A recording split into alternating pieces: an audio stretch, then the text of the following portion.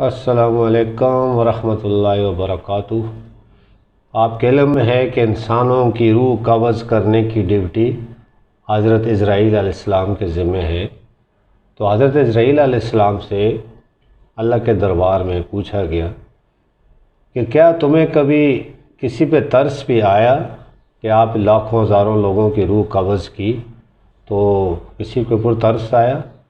تو انہوں نے کہا کہ ایک واحد شخص سے آج تک جن کی میں نے روح قبض کی، جس کے اوپر مجھے دو دفعہ ترس آیا۔ انہوں نے کہا کیسے؟ انہوں نے کہا ایک وقت یہ تھا کہ ایک کشتی میں سوار تھی سواریاں، اور مجھے حکم ہوا ایک عورت کی سانس لینی ہے، روح قبض کرنی ہے، اس کی گود میں ایک بچہ تھا۔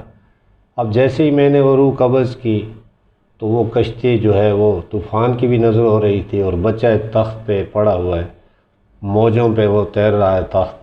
تو میں نے سوچا کہ اب یہ اکیلا اس بچے کا کیا ہوگا، کیونکہ ماں بھی چلی گئی کشتی میں اور ہے ہی کوئی نہیں اس کو بچانے والا۔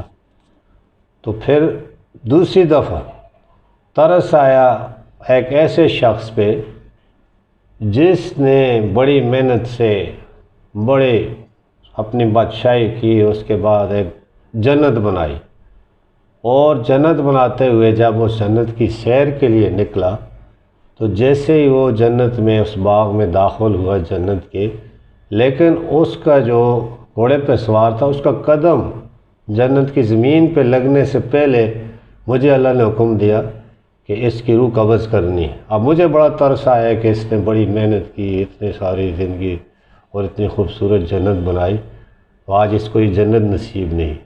تو بعد میں پتہ چلا کہ یہ وہی بچہ ہے جس کو شداد کہتے ہیں، جو وقت کا بہت بڑا خدائی دعوے دار بھی تھا۔